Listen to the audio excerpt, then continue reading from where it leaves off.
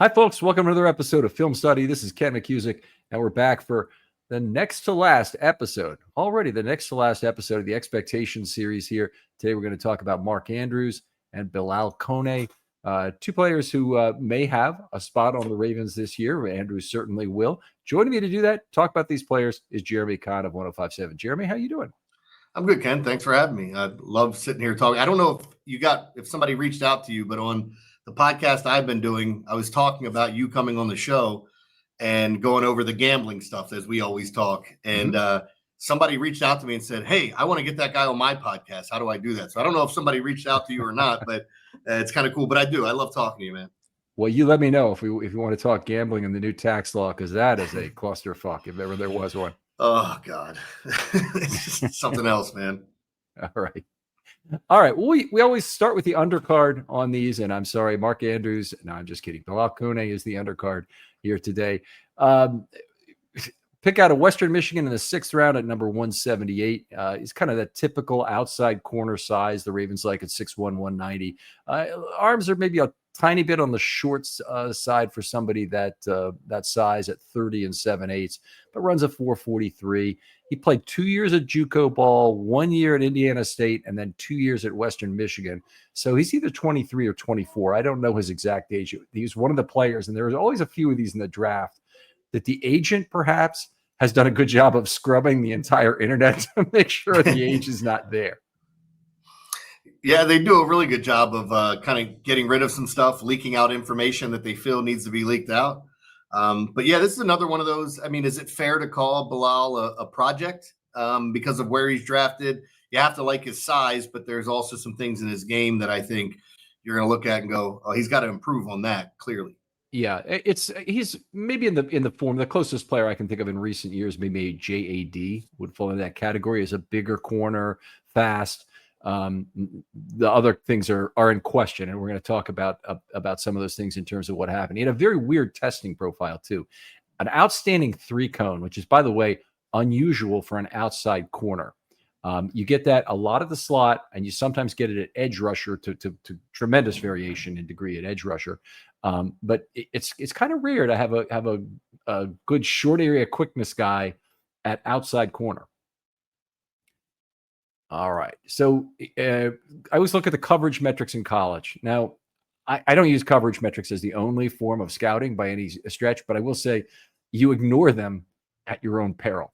Okay. And if a guy has really poor coverage metrics and he otherwise seems like a reasonable draft pick, he might not be. And one of the reasons Kone slipped so far, there are a couple of reasons: age, not a whole lot of playing time, no Power 5. Indiana State and Western Michigan were his Division I teams. I always say that still, but I'm an old timer. Obviously, that's the. But he had allowed 8.1 yards per target in 2024, which is in the 26th percentile, and 7.9 in his FBS career. So that's in the 3 years that he was at the higher level. Obviously, opposition passer rating is good, 79.3. That's in the 56th percentile, but it's 92.4 career. So you got a guy who did not put it together in terms of coverage results. Obviously, multiple schools, multiple schemes. All right, let's move on a little bit. 2 interceptions, 19 pass breakups, and 861 FBS coverage snaps. Decent aggregate ball production, certainly. But not a good conversion rate. And this is one of the things the Ravens had a lot of trouble with last year, in particular Nate Wiggins, but a lot of other players as well, holding on to the football. Yeah, sorry if I think I cut out for a second there, but so I hope I got everything and didn't miss a point where you're asking me to talk. But like in some of the research I've done on Bihlal, it's like you like the size. There's a lot of things that you can like about his game. The one thing I didn't like reading and even watching in some of the highlights is, once he's beat, he's not really good at recovering all that well. And I mean, look, you're going to get beat playing in this league. All the advantages are on offense. It's going to happen. It's how short is that memory, and can you recover to make sure it's not huge plays? I think in Bihlal's case, when you're looking at this season, the secondary stacked. He'll get an opportunity, I think, if there's an injury or maybe if he plays out of his mind in preseason. There's nothing to lead me to believe that that's going to happen. You make an important point though about camp and preseason is he's got to stay healthy now because a lot of his total playing time is going to happen between those two periods. He's going to get time this July and August, and he's going to get time in the preseason to play some actual live fire snaps. But that has to hold him through basically to 2026. He may be on the practice squad this year. I think that's actually fairly likely. The Ravens could keep one of Longer Beam or him on the roster, I believe. But I think the arrows point to me for Longer Beam to be the guy because I think he's the natural slot corner. And the Ravens don't really have the depth there, whereas they have a ton of depth at that outside position. Yeah, and another part of this too is like, I love how you brought it up with you got to stay healthy, which it's unfair to these guys because you never know when you're going to get hurt. But we talk about getting Wally pipped all the time in baseball, and we've seen that happen. It can definitely happen in football as well. But this is your chance to really showcase yourself and get some eyes on you. The other thing with this, Ken, that I find really interesting is, as you're looking at preseason and even camp and trying to showcase yourself, like, this is a loaded roster, isn't it? Like, correct me if I'm wrong or if you feel differently. There's not a lot of great battle spots for starters. There's a couple. And then when you start talking about depth, I think that's where you start looking at it. So, yeah, getting eyes on you and getting some stuff on tape against other NFL players, borderline NFL players, I think is really going to help you out in the long run. It's really hard to judge a guy like this because, as you said, we saw him at two different schools, but neither one of them were major universities or Power Five, which you like to see. Doesn't mean he can't play, but it's just another thing that I think you're not seeing him against that top level competition. So maybe you question it. Right. It is. I've got to bring up one like mitigating factor to his kind of poor coverage statistics in college. If you look at his splits between left corner and right corner at Western Michigan in the 2 years there in particular, he has a lot of split by game. So he'll play 30 at left corner and 35 at right corner kind of thing in the same ball game.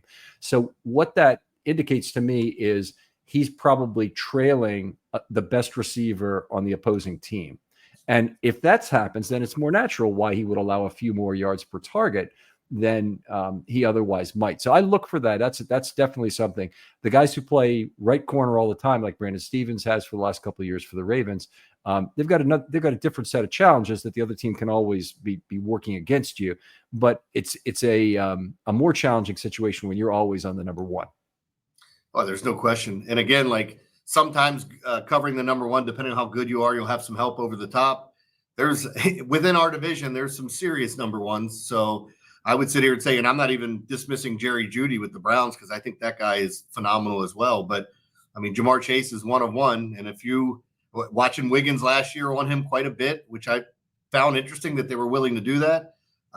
If you can guard the number one on the opposing team without any help, even at that level, I still think it's something to take a look at. And I think you and I will be in the same boat of saying, I trust this Ravens front office. I trust this scouting team. They're not going to hit home runs on every one, but this is another spot where maybe he becomes a depth piece. Maybe we see enough in preseason to really say that this guy can be a part of this team. But I also believe because your team is as stacked as it is, that the Ravens with some of their later round draft picks, I wouldn't be shocked to see a couple of guys get cut over the next few years. Yeah. Yeah, I would expect that. And I don't think there's room for everybody this year. They have a couple of veteran players. And by the way, we just did this. And if you want to go back and listen to Friday's podcast, Friday Morning GM, we went through the depth chart and who's really at risk to being cut. But there are two primary players, fourth-year guys. One of them is JAD, and I think that there's a good chance that either Kone or Longer Beam makes the roster over JAD because of the amount of sand left in the hourglass. That JAD, they only own his future for this year. With these two guys, they own it for 4 years. So it makes more sense for one of those guys to make the team. The other guy is David Ajabo, and he's in the last year of his contract. For him to make the team, Adisa Isaac basically has to be cut, or they have to do something they haven't done, which is to keep a sixth edge player. And there have been some roster, what I call it, depth charts created where they show the Ravens as having kept six. What they're doing is in that they're including like a Malik Harrison from last year as a six when he's really a hybrid player. And I don't really, believe that was really the case. Yeah, and there's something else too, like looking at guys that are later round draft picks, and you don't even have to be that late. There's a good chance you're going to be asked to play special teams. I don't know his background in that because, and I'm not saying you have to be able to play special teams, but it does make you more valuable when you're looking at that roster spot. Yeah, you have to be able to play special teams. I don't have any. If you're a fast player in the NFL, you absolutely must be able to do it as your second calling of duty. You get out of that responsibility when you become the number 1 or 2 player at the position. A guy who is taking a much lower special teams responsibility this last season is Justice Hill. He's too important as a running back now. He had some good tackles, man. Yeah, he's a good special teams player, that's for sure. But anyway, and another guy who's absolutely made space for himself on the active game day roster, even though they didn't get him the football much this last year, is Tez Walker. He wasn't playing. He wasn't even active in the early weeks of the season. Then he was active for 11 weeks. And I think it was like 11 of the last 12 or 13 where he was around because of his special teams thing. Guy has cost himself activations the same way. David Ajabo has no real special teams value. So it's a luxury to be able to keep him on the game day roster. So he had a couple healthy scratches.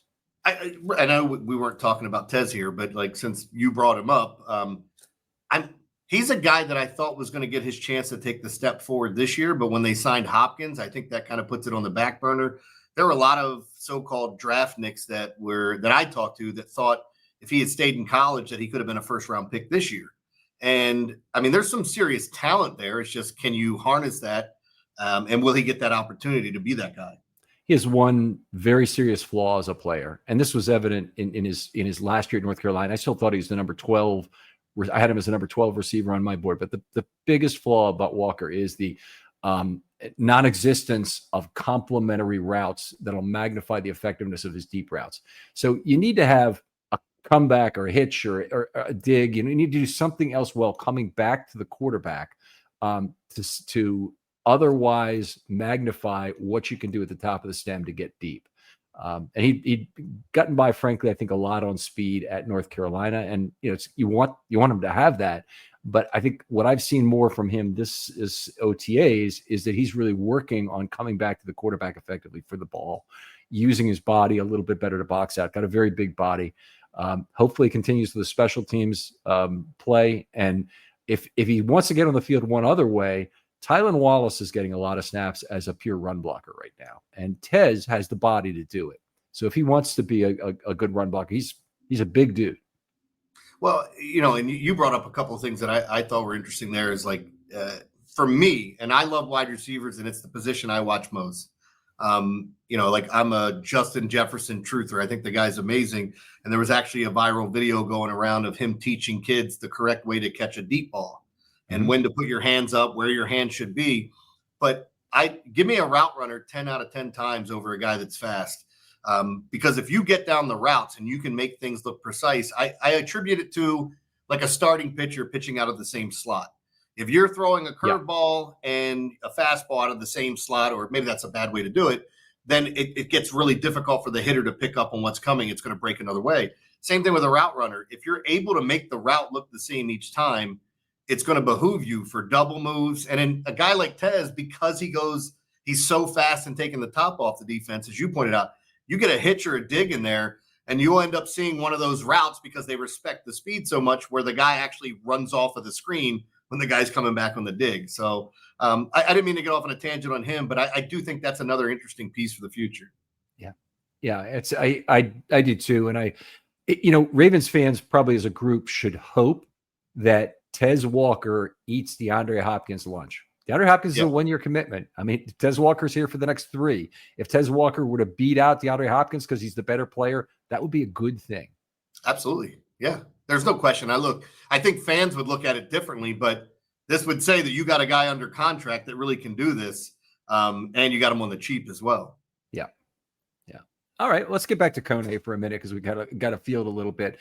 A few things about his game that I wanted to talk about from last season. He did have a 13.9% missed tackle rate. That's adequate. It's not exceptional at corner. I would expect that probably to be not as good at the NFL level since he's kind of taking 1.5 jumps from a Western Michigan rather than coming from the Power 5 to the NFL, which would be 1 jump.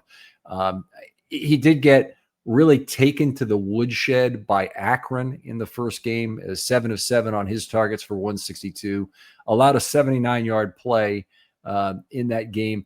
You mentioned the recovery speed. One thing that's really apparent from watching that game was there's a lack of transitional speed that puts him in some bad spots.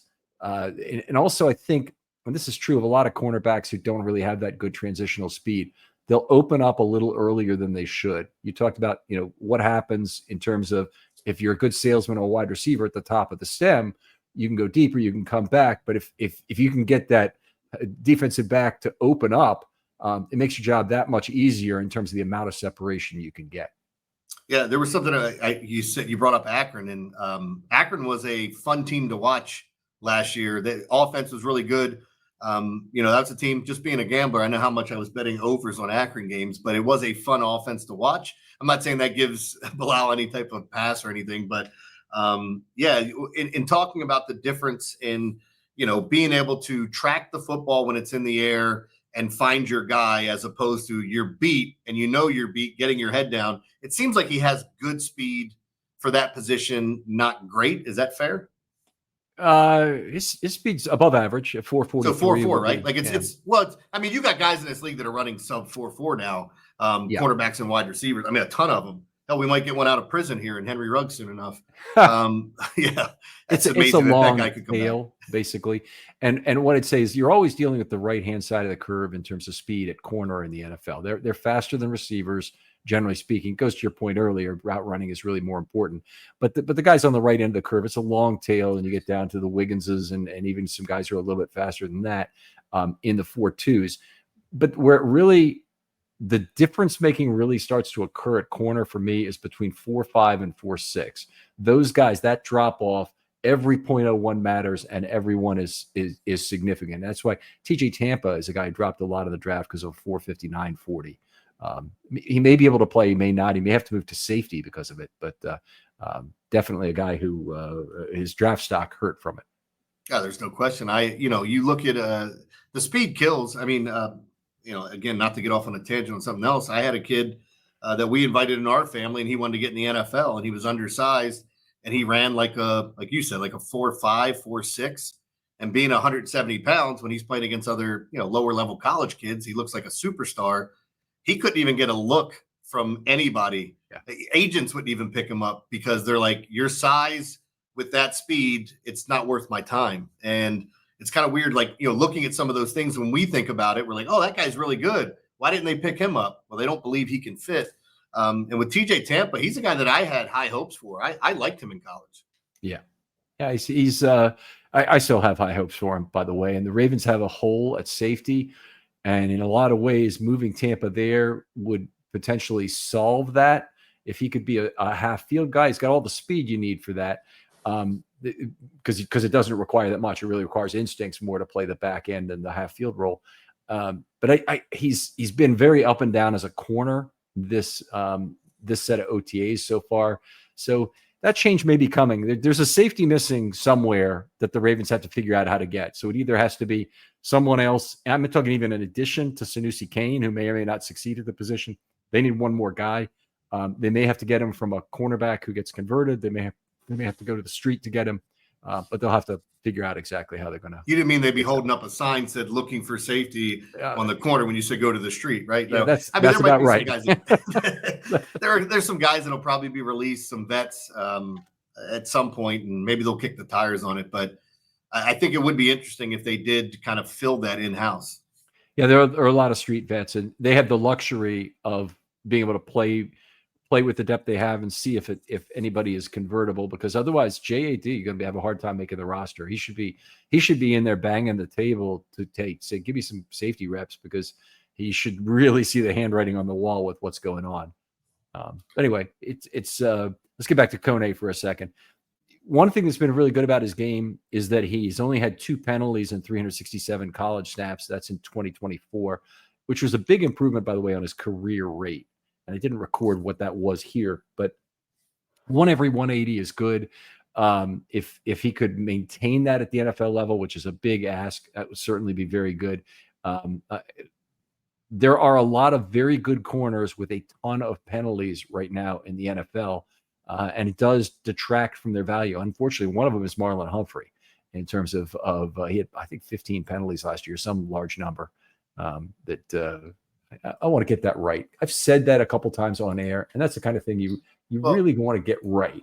If you're saying, oh, there's no question. As you're looking it up, one of the other things, just talking about the defense and where Bihlal could fit in, and like Kone, when you look at him, is this a guy that maybe you envision more than likely to be on the practice squad, or do you think he has to be a piece on this team to be a part of this team? Well, if you're saying, is there a good chance he's going to be a waiver claim initially? I think it's possible. I don't think it's a certain thing. He doesn't have the kind of pedigree that says you're definitely, he's definitely getting taken if they cut him. I think that either JAD probably is about a 60 to 75% chance to be taken by somebody else if the Ravens cut him. And I'd say that Ajabo is about an 85% chance to be taken by somebody else if the Ravens cut him. And in Ajabo's case, it might be just the right move because he needs to go to a less full depth chart. A team that hasn't committed as much resources to the outside linebacker position. In the case of Kone, I think that the likelihood is that he would make it through the practice squad, and if he did, then he'll be there for a while. But there's a phenomenon that happens in the NFL every year that the replacement level degrades or attrits as the season moves on with injuries. And in particular, at corner, where there are a lot of injuries, you get a much lower level of player. Defensive line is another place because in that case, it's because the size and shape pool is very limited. In the case of corner, it's a case of you have a lot of them and you need a lot of them because a ton of them get hurt, and then you're looking for Evan Oglesby or all these guys in December that you're bringing back from the grave to play. Yeah, and it kind of makes sense too. Like, one of the reasons I was asking the question about the practice squad, because if he plays well at all and you have a logjam and you make a decision, I don't know that the practice squad can be an option. And I'm not one, by the way, I'm not the fan that goes, oh man, I watched that guy catch 2 passes. They can't put him on the practice squad. Right. Somebody will take him. Who was it? Jaleel Scott years ago that everybody was screaming about and nobody even sniffed around him. Yeah. It's I would agree. I think if Kone stays healthy, has a good camp, and more importantly, has a big preseason, I think he will be somebody that they'll be sniffing around. There's always a team that their depth is already blown by the end of camp, and they might need 1 or even 2 bodies at cornerback, and they're looking for the best guys, and they look at everybody else's top corner that's on their practice squad, and we'll start with that. I'd be willing to say this, and maybe I'm being a little bit bullish on the Ravens, but I think Eric DeCosta is well respected around the league, and I think there are a lot of teams that would say, hey, if we're going to take something from somewhere, why not go there and grab one of their guys that they liked enough to put on their practice squad? The same way that their coaches get picked apart when they're rolling well. Yeah, very, very legitimate point. And I always felt like that was true with the Ravens defensive line practice squad players, that the Giants and the Jets and the Chargers and other teams were always poaching from the Ravens DL talent on their roster. And some of it's because the Ravens executives have gotten around the league into a number of spots. And so you have these Ravens North and Ravens West and Ravens South kind of situations occurring. But it is the Ravens practice squad. Definitely, when they put a player there, they know he's at risk. All right. I will say the one negative I'm going to say about Kone, and I think there's a lot of positives here, is that the pick reminds me a little bit of Caillou Blue Kelly from a few years ago. Kelly was a guy who had really unimpressive final year coverage stats in college. And in Kelly's case, they were even worse than Kone's. But it's one of these things that it was a less competitive league. And in his case, he was playing, I guess he was playing in what was the Pac-12 at the time for Kelly, playing at Stanford, right? And, I think it is possible that we don't see a NFL-ready cornerback this preseason, and that could just mean a straight cut. Almost certainly will mean a practice squad opportunity, but it could mean that he's not really competing with JAD for that final roster spot at all. Yeah, and again, like going back to Stanford, I'd have to look at the years of who they were playing in the Pac-12, but there have been some absolute beasts in that wide receiver room that have come out of the Pac-12, especially at USC. We're seeing it in Washington now, and I know that's disbanded and it's all over the place. But going back to the Stanford years, I wonder who he was matched up with. I'd have to go back and look at it. He had a similar situation, being on a really bad Stanford team and being a guy who would change sides of the field. So if we when you have that combination, and you're generally chasing a good receiver, it's not a recipe for success. But he came to camp, did not seem to be NFL ready, and the Ravens moved on, and somebody else took him right away. And that might happen with Kone too, or he might make it through the practice squad. And it's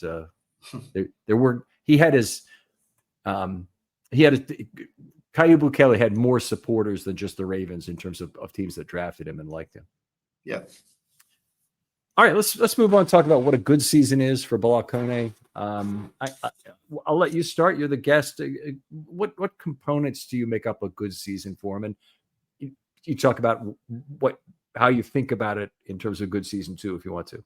Yeah, it's funny because you were alluding to it before we started the pod, and I'm going, well, a good season, is it for the player or is it for the Ravens? Because a good season for the Ravens means that we don't see him out on the field, that the rest of those guys have been really good. I think a good season for him, and I think this is possibly ceiling, is that he becomes a rotational piece. And, if he's able to get out there and be a part of this defense and get opportunities, if he showcases himself well in preseason and you get a chance to actually see him in games, because realistically, I feel like if you're going to see him, it more than likely means somebody else got hurt than he outplayed them. But if he did outplay somebody, that would be it'd be obviously a great thing. We were just talking about it. You got a cheap player and you found somebody late in the draft. It's hard for me to give him numbers because I just don't know how much he'd be out there, but I would say a good season for him is making the team, not the practice squad, and being a rotation piece. Okay. All right. That's good. I have it at the 60th percentile. I said stays healthy in preseason, plays well enough to take no worse than the 5th cornerback spot on the 53.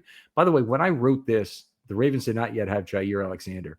This became a lot more challenging here because TJ Tampa is there really as the 5th corner now on this team. If you're talking about outplaying somebody, outplaying Awuzie is a possibility. Awuzie could be, this year's Rock Yassin if it really were to not work out, and then the Ravens would be looking for answers, I think, because I don't think Alexander is going to make it through the year without injury. I think that'd be. If you're going off of track record the past couple of years, that's been the case. I know his dad was screaming out to the media like, he's healthy, he's ready to roll. You guys are going to see one of the best cornerbacks in the league in Baltimore. He has no money on the table on that comment he's making, but that's it's good to hear. I think that for him to have a good year, he has to be a solid special teams performer. He has to have the speed, and an improvement to tackling would probably be good. The kickoff coverage unit is going to be very focal this year. He would have to play a role on that. The 35-yard line punitive field position start on touchbacks is going to mean a lot more kicks are returned, which means more tackles have to be made, which means your coverage unit has to be sound. And a lot of those are going to occur between probably the 25 and 35-yard line. So there's value to be harvested there. It's just a case that your coverage unit can't be you probably can't hide a player or two there, as teams might have been able to last year because the 30-yard line penalty was. You ever have one of those days where everything's off? Well, Mood can help with that. And let me tell you about Mood. It's the online cannabis brand that is changing the way we handle everything, from stress to sleepless nights, with functional gummies that are 100% federally legal cannabis. Mood launched to make cannabis affordable, accessible, and transparent, while at the same time supporting American farmers growing premium hemp on small pesticide-free farms. Their gummies are next level. Seriously, I've tried a few, and each one feels totally different. The Sleepy Time gummies, out like a light, immediately asleep. The Epic Euphoria, it's perfect when you just need a reset to feel good again. What makes them unique? Mood combines THC with herbs and adaptogens, so you get real targeted effects. You're not going to find this in your typical dispensary. And here's the best part. Mood ships discreetly to most states, offers a 100-day satisfaction guarantee, and right now you get 20% off your first order with the promo code RAVEN. Just head to mood.com. Find your perfect gummy and use the code RAVENS at checkout to save 20%. Not particularly significant. Well, you brought up too something I should have mentioned was special teams, because I didn't even talk about that. Like, because I think you can really make a case for yourself if you play well there. But yeah, I mean, I kind of agree with everything you said. All right. Last comment about him was that he gets a limited trial at corner, and I'd say less than 100 snaps on defense in 2025. That number would actually be down with Alexander around. It's going to be very difficult for him to make this team. I think they will keep 6 corners, but I think the 6th guy will be a slot, and that's why I think longer beam will probably make it over Kone. So I might change my good season to say that he's the top of the practice squad corner who's ready for the Ravens when that first injury occurs to jump up and be the number 5. But anyway, I think there's some things to like about this player, but that's a good season for me. What would a great season look like to you, Jeremy? Well, I mean, if he got the opportunity because of an injury and we saw him play at a decent level. Now, I'm not talking you got to be a Pro Bowl or anything like that, but if he could come in and be one of those outside corners for you and showcase that he's able to do that consistently, I think that would be a great season. Or if we had something, it's hard to bring up the Geno Stone year because he was always around the ball. Maybe you luck in and because you're that rookie cornerback, they attack you and you get some picks. You can showcase that way. But it's hard to say a great season. I think it would be being a rotational piece and making plays out there and proving that you can be an outside corner that can be trusted. I just think it's way early for that. Okay, I think that's good. I think I've got a thing to add here that I think might work, is that he makes the 53. It's not clear whether he should be the 5th or 6th corner. And it might even be that his play this preseason is a catalyst to move Tampa to safety, or move another corner to safety. Maybe JAD, because he would have trouble making it otherwise. But anyway, he beats out JAD in a longer beam. He maybe outplays Tampa. He could also, by the way, if Tampa has a decent year at corner, then that's certainly a positive for the Ravens. He could also outplay Awuzie. Awuzie is a vet, has a lot of things going for him in terms of incumbency and the likelihood that he'll be the first guy off the bench to get snaps, or even just rotate from the start with Alexander because they want to try and keep them both healthy. But in the case of Kone, I think that if he were to force somebody else to safety, that would be a good indication that the Ravens really believe him. And then he's got to be good on special teams, getting solid activations by regular activations by mid-season, which means that he's kind of taken over that Tez Walker role from last year, where they trust him enough to be that last guy on special teams, or maybe not the last guy on special teams. And then because of that, he gets a little bit of mop-up time play and what time. But regardless of how this season plays out for him in actual playing time at corner, he's a significant component of the 2026 roster decisions. And they've got a lot to make. They'll have Alexander, Awuzie, extension of Humphrey, a whole bunch of things to decide on at corner after this season.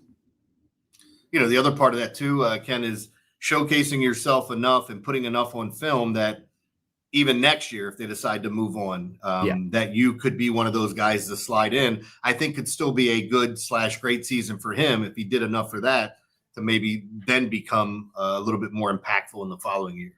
Yeah. All right. Good stuff. Let's move over and talk a little bit about Mark Andrews. He'll be 30 on September 6th, the day before the Ravens start their season. He's very much in a crossroads season this year. Report has been made that the Ravens have made an offer to Isaiah Likely in the neighborhood of $13 million per season. I don't know if I completely believe it or not, but it wouldn't be unexpected that they try and make an offer to Likely. What we have not heard anything about a new offer made to Andrews. That is kind of an interesting thing, because I don't think the Ravens can afford to keep both of them in 2026. And you'd like to go with the younger guy if we're being honest about it, the athleticism that Likely has. But I'm one of those guys when it comes to Mark Andrews that when he is on the team, I think he's the most important cog in the passing game. And I know a lot of people might disagree with me on that. His touchdown equity is just it's the best in Ravens history, right? Like when you talk about what he's doing. Yeah, he had 11 and 69 targets this last year, which is 15.9%. The only guy who was higher than him was Mark Ingram in 2019, and that was only 29 targets. So Andrews is number one in TD percentage. A lot of records were set for Ravens wide receivers and tight ends this last year, in the big year Lamar had, and yet there's a disastrous game at Buffalo that overshadows just an outstanding season he had. Ken, you're a huge fan. What were you feeling in those moments? Because like I'm a fan. I root for the team. I love Mark Andrews. I think he's a phenomenal player. I was gutted, not only with the fumble. It's like, okay, things happen, when he had a chance to redeem himself and give the team an opportunity, and the ball couldn't have been placed. I don't know that it could have been placed anywhere better. I don't know he's had an easier catch with no one around him, and for that to happen, I just felt awful for him. Yeah, it is. In terms of him not being around the podium, I completely understand that in terms of not wanting to do it. I remember a few years ago, Justin Tucker missed the extra point against the Saints, and he almost demanded to go to the podium. It's not usual for somebody who misses a kick like that. Like Al Del Greco would not have been at the podium for the Tennessee Titans after that 2001 playoff win by the Ravens in Tennessee. It took a couple of days before he came out and he had something to say, and maybe in a certain sense, measuring it is a good thing. I think he was not at locker cleanout day either, which was a kind of a weird situation last year. But regardless, I mean, it's very unfortunate that this happened in the biggest game of the year for the Ravens, but it is a one-strike league. You don't get 3 strikes and you're out. You get 1 strike and you're gone. Once the postseason begins. And a lot of times you get 1 strike even during the regular season in terms of trying to set yourself up for the best chance to win in the postseason. And it's just unfortunate that it happened, but it shouldn't overshadow the fact that Mark Andrews had was still among the best tight ends in the entire league, and 141 passer rating throwing to him this season. The tight ends as a whole these last 2 years, 143.5. 30 touchdowns and 1 interception thrown to the tight end for the Baltimore Ravens last 2 seasons. Mark Andrews has been a very big part of that. It's an incredible record. It's one of the great 2-year runs in NFL history for a tight end role. And you're looking at a group here, and I know we're talking about tight ends, but when you start mixing in the wide receivers, there's a lot of mouths to feed. And for him to come away with that many touchdowns, it's just kind of showing you, again, when I go back and say him being on the team, if he wasn't here, obviously somebody else steps into that role. And some people may look at Zay Flowers or Isaiah Likely and say they're more important. But I'm going to look at Mark Andrews at the end of the year, and I'm going to see how many first downs he picked up and how many touchdowns he had. And to me, those are going to be the 2 most important things when I look at his season, because there's so many guys here that you can use on any given day. That's why, honestly, I was looking at this team as all these outlets this week during MLB All-Star Week are looking for all these lists, top 10 this, top 10 that.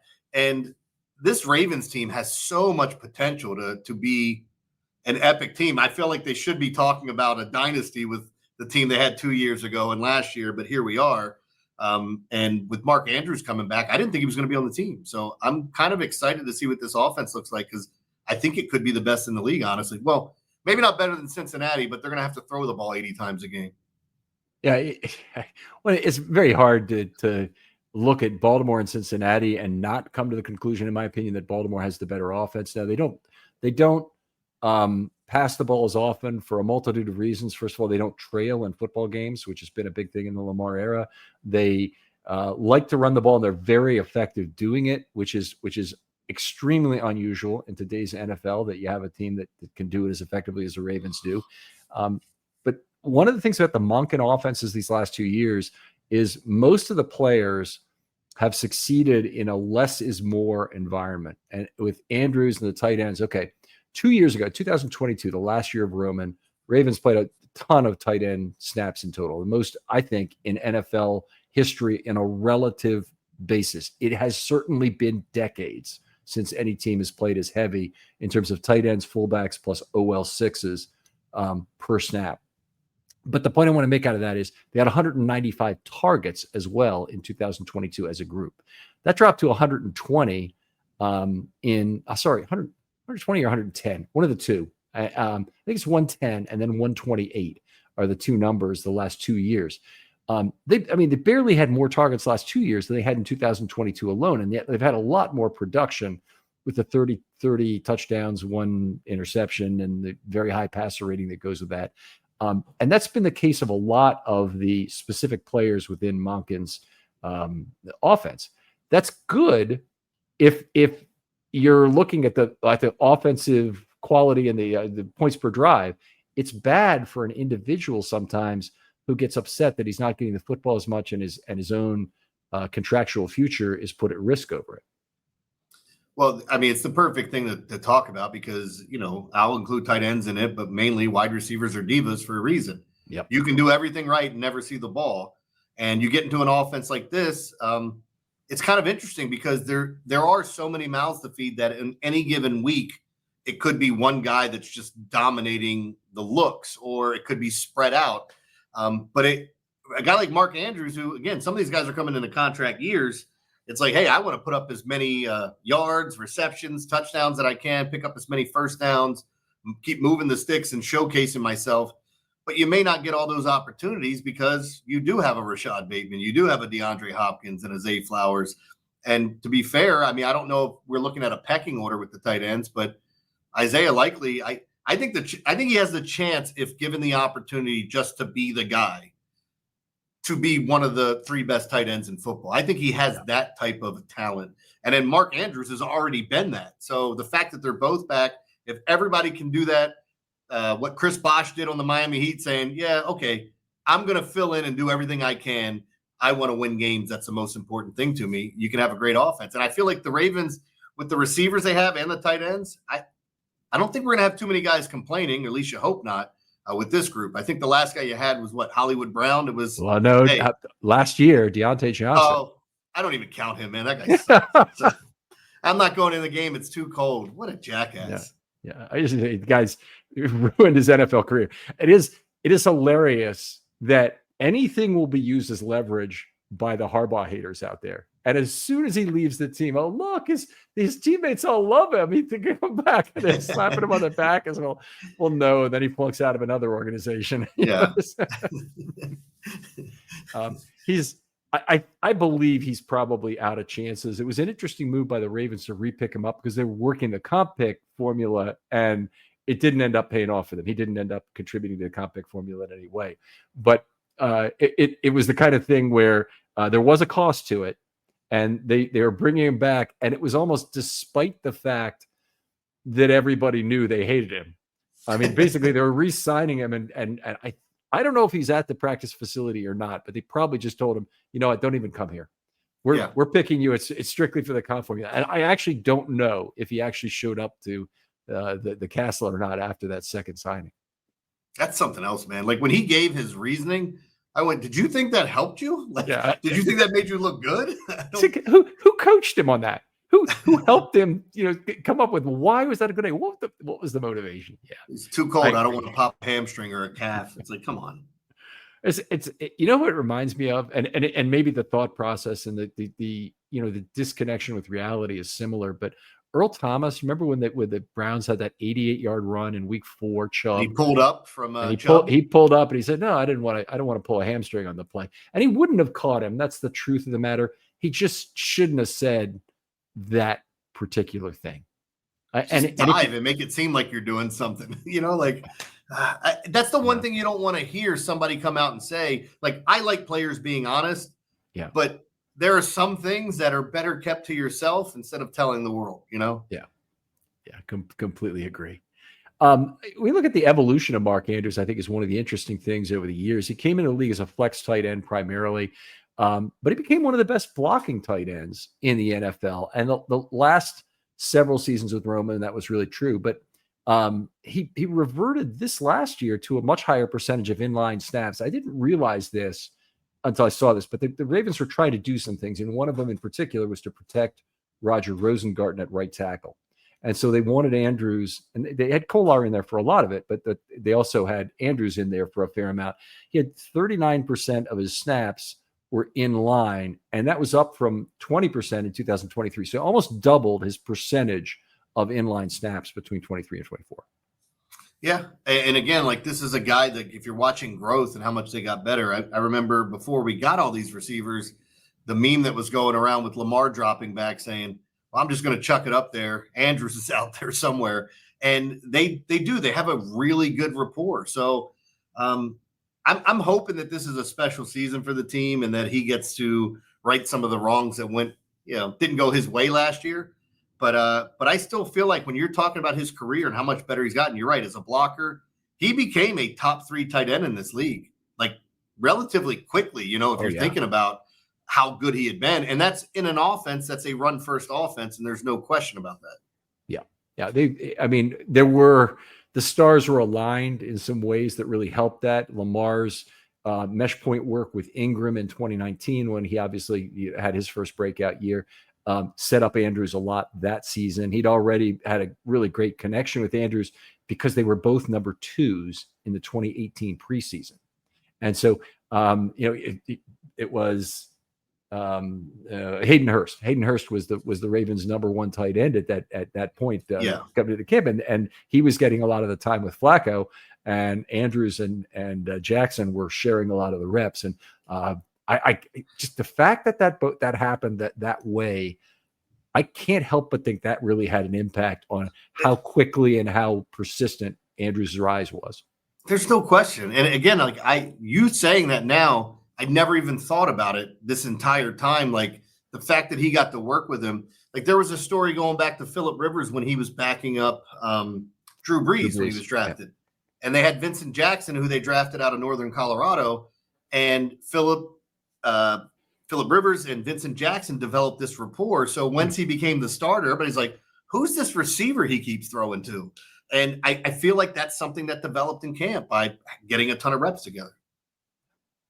One of the things that Andrews has been good at in recent years, and particularly in 24, and avoiding his penalties, he'd had a fair number of OPI flags in prior years. He was picking up about 1 per year, a little bit more actually.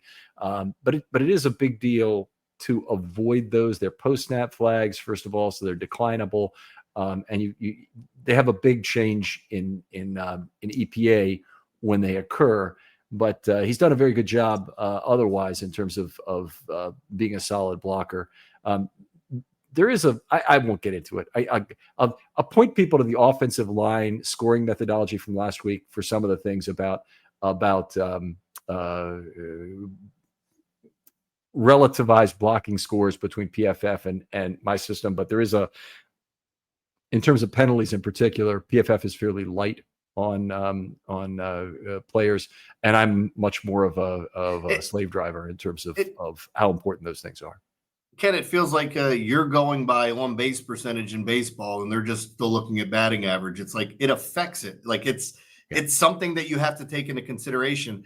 And one other thing with Mark Andrews, and I'll throw it back at you and ask you this: like, as you get older, he's starting to slow down, and I think typically when guys are slowing down, they have to find new ways to create space, and you could see more of those push-offs and offensive pass interferences with a guy like that. And he's been shown so much attention over the year. Maybe he does have better matchups, but Mark Andrews isn't a spring chicken anymore, and he's not. I don't think he's breaking any 80-yard, out routes, taking it to the house. I mean, he could, but it does look like at times he's carrying that refrigerator on his back as he's getting older. Yeah, he doesn't have to get a ton of separation. He uses his body very well, catches the ball on a contested basis reasonably well. I would always like him to get non-contested catches when he can. But the OPIs often accrue on wide receiver screens, and he's very well timed now in terms of not. I got you. Okay. Yeah, that makes sense. What do I want to say about this? I had some notes here on 23 and 24. I have to figure out what I'm. Yeah. So for 23 and 24, for the tight ends in general, I just want to go through a lot of things. I already talked about the less is more. All of the things about the reduced targets for tight ends, reduced the interceptions because they were throwing to Jackson was throwing to more open receivers. It's just a function of Monken did a better job of managing the space than Roman did. Roman had lots of good qualities as an offensive coordinator, by the way. I don't like throwing him in the toilet the way that some Ravens fans have done. A lot of the scheme the Ravens still run is still really Roman scheme that's still around, and Monken has been adept enough at folding that into the cake as it's being made today. But yeah, again, like I'm one of those guys, because I love the passing game so much, like Roman frustrated the hell out of me, but there's no denying what he created here. It's like, I think it's the best of all worlds. You brought him in, you learned the tricks of his trade. Now you implement that and then bring in somebody else to evolve the passing game. And I don't think there's any doubt that's happened over the past couple of years. That's right. And one thing that I frequently point out is how Lamar Jackson, how much he's improved every single running back he's played with. I don't think that would happen to the degree it has if Lamar had been with another offensive coordinator initially. I think it would be, the effect would be muted. It would still be there. Lamar Jackson's still an incredible threat. He's an extra player on the field that defense needs to account for. So you'd always have that. But I think a lot of the things he learned to do in terms of using the mesh point, pulling the ball late, doing some of the things with Ingram in particular initially, was very adept with the mesh point. Those things helped Lamar Jackson become the player he is today. And Roman deserves a portion of that credit.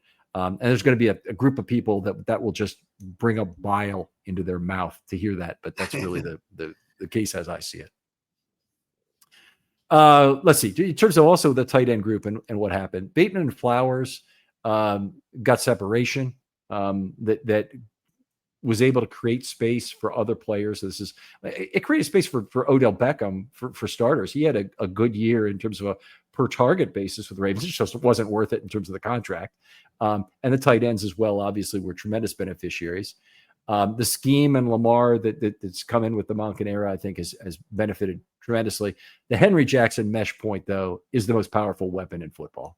And as soon as you have those two guys crossing paths on a play where it might be handed off, a whole bunch of things get triggered, which are very positive for receivers, for Lamar, and for Henry in terms of things working out. I think at the mesh point, two things happen. You're either going, oh, damn, he kept the ball. Oh, damn, he gave it to him. Figure out what you want to do. Because, again, as you're talking about it, we've mentioned this on our show so much that he puts that ball in his belly. You have to respect it. You have to. And a lot of times you see guys coming forward, and that's what opens up over the top. And you can do it. Like a lot of people talking about using the run game to set up the pass game. You can, in essence, pitch backwards. You can use the passing game to set up the run game as well. But I'm old hat. I like the way that the Ravens do it, and I think they do a phenomenal job. All right, well, let's talk about Mark Andrews and what makes a good season here. What, from your perspective, you have a 30-year-old tight end here, 30, 31. By the way, Marlon Humphrey had 11 penalties and not 15 this last year. I want to apologize to Marlon Humphrey and his entire family for having that wrong, but he'll pick up 4 more this year, and it won't matter. No, but a good season. So a good season for Mark Andrews, I feel like, is putting up some numbers, going out, getting his, I'll say 60 receptions, 50 to 60, and then getting his touchdowns and being, an integral part in this offense. If you want to put a number on it, I will, but I don't think he has to be 1,000-yard guy. I'm more looking at his touchdowns. I still think he needs to be that guy in the red zone for it to be a good year.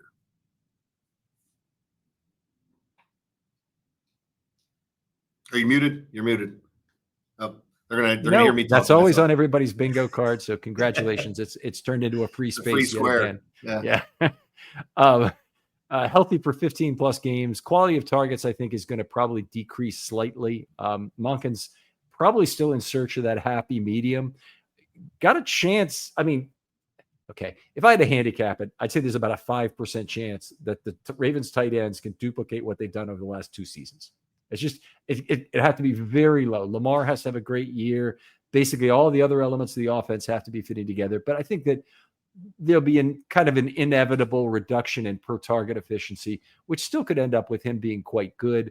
8.5 yards per target would be a standard I would have. I don't have any expectation at all in terms of yards, because I think the targets could be very variable based on how Monken decides to run this offense.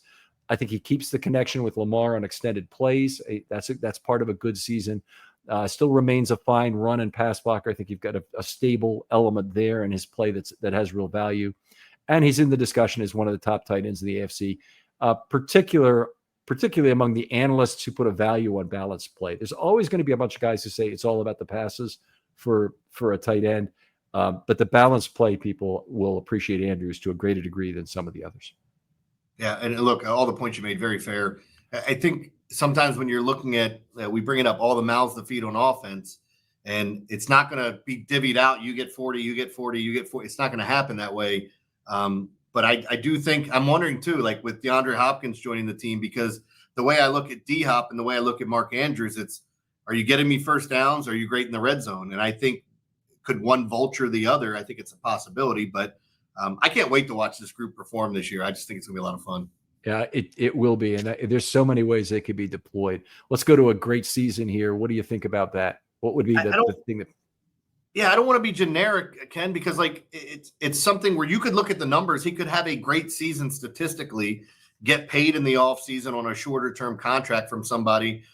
For him to have a great season, it's not about what he puts up in the regular season. It's how does the season finish? Is he a big part of the postseason? Does he exercise the demons? And no, if he catches every pass against the Bills, that's still not going to put him in that spot. He knows he wants to get it done in the postseason. And just to put the cherry on top for a great one, I hope he makes a big play, AFC Championship, Super Bowl, because look, he's been a great player for this team. And I did not want to see it end the way it ended last year, because in doing radio, he got killed for about 2 months straight for not talking after the game, for the drop, for the fumble. And then people start looking up his postseason numbers. I just want to see him exercise those demons. Yeah, I would agree. I wouldn't have a lot to add to that. I do expect still a drop off from his productivity last year, just because it's been the best in Ravens history. But I think one of the big things, I want to see him at 9.0 yards per target, passer rating of 120 throwing to him. Those kind of numbers would be good, and they'd both be a drop. But here's the big one. If the Ravens find a way to keep 2 of the 3 tight ends for 2026, I think that'd be good. I'm confident they'll keep Ricard, because they've got a system to keep him where it makes it harder for another team to sign him away with the vet contract bonus. But I hope they're able to keep 2 of 3 of Kohler, Likely, and Andrews. And I'm afraid that means 1 of 2 of Andrews and Likely. And I'm not even saying in a great season it has to be Andrews, but he has to play well enough that he's in the discussion to be one of the guys they keep. Yeah, I mean, this team, I think tight ends and defensive line pieces, this team has done a phenomenal job in the mid rounds of finding just absolute gems. And I would put Mark Andrews in that grouping as well. All right. Well, Jeremy, always a pleasure doing this kind of thing with you. I talking football with you in general. Love my time with the morning crew, by the way. Appreciate the way you guys have me on every week, and the nice good time slot you've given me and everything. But absolutely, man. I tried to say something inappropriate to see if I can get Ken laughing, because there's nothing quite like when I get him with something that I can't say on the air and it's off the air, and then you get going, man. So, but no, I appreciate you having me. Anytime, I'll be here. Yeah. You get a cupcake every time you do that. I know you know what I'm talking about with that. Yeah. Jeremy, appreciate you coming on. Other folks out there, thanks for listening as always. Wonderful audience that is just extremely loyal, and I do appreciate that. If you want to do something nice for the show, hit us up with a 5-star 50-word review on your favorite podcast platform. That drives a little traffic here, and we're always looking for word of mouth dispersal as well. Look forward to camp reports coming up. They'll be starting next week on the 23rd when camp starts. Actually, it's this week by the time you hear this. I'll be having those daily. Jeremy, thanks again for coming on. Anytime, Ken. Thanks for having me. And we'll talk to you next time on Film Study.